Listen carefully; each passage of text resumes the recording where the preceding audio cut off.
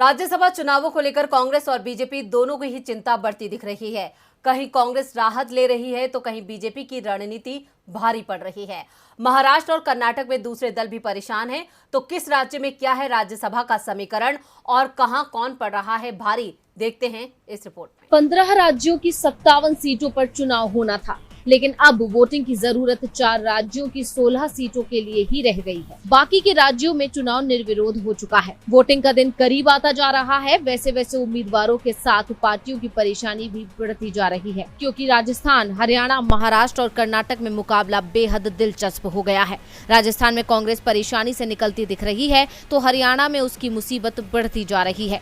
राजस्थान में कांग्रेस ने अपने सभी विधायकों को उदयपुर में एकजुट कर रखा है। राज्य में 4 सीटों पर राज्यसभा चुनाव हो रहा है। एक सीट जीतने के लिए 41 विधायकों का समर्थन चाहिए और फिलहाल अशोक गहलोत की कोशिशों से उदयपुर में कांग्रेस की बाड़ेबंदी में 124 विधायक पहुंच गए हैं, यानी जितने विधायक चाहिए उससे एक ज्यादा, जिससे पार्टी राहत की सांस ले रही है। राजस्थान में कांग्रेस के मुकुल वासनिक, रणदीप सिंह सुरजेवाला और प्रमोद तिवारी के साथ बीजेपी ने घनश्याम तिवारी जीतते दिख रहे हैं, जबकि सुभाष चंद्र कमजोर होते जा रहे हैं। लेकिन हरियाणा की तस्वीर दूसरी है। यहाँ की 2 सीटों में बीजेपी के कृष्णलाल पवार तो मुकाबला जीतते दिख रहे हैं, लेकिन कांग्रेस के अजय माकन और निर्दलीय कार्तिकेय के बीच मुकाबला कड़ा हो गया है। एक सीट के लिए 31 वोटों की जरूरत है।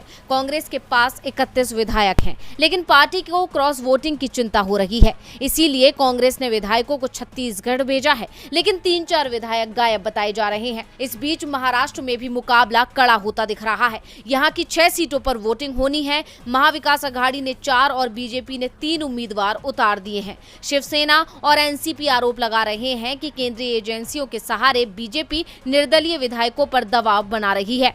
महाराष्ट्र में निर्दलीय जिसके साथ जाएंगे उसी दल के सभी उम्मीदवार चुनाव जीतेंगे। इस बीच एनसीपी के 2 विधायक अनिल देशमुख और नवाब मलिक जेल में बंद है। उनकी ओर से कोर्ट में 1 दिन की जमानत मांगी गई है, जिससे वो राज्यसभा चुनावों के लिए वोट दे सकें, क्योंकि एक वोट इस समय बेहद कीमती हो चुका है। कर्नाटक में भी मामला दिलचस्प दिख रहा है। यहाँ की 4 सीटों के लिए 6 उम्मीदवार मैदान में है। बीजेपी को 2 और कांग्रेस को 1 सीट मिलना तय माना जा रहा है। चौथी सीट के लिए बीजेपी के लहर सिंह, कांग्रेस के मंसूर अली खान और जेडीएस के डी कुपेंद्र रेड्डी के बीच मुकाबला होना है और ये तय माना जा रहा है कि कर्नाटक में दूसरी वरीयता के वोट हार जीत तय करें।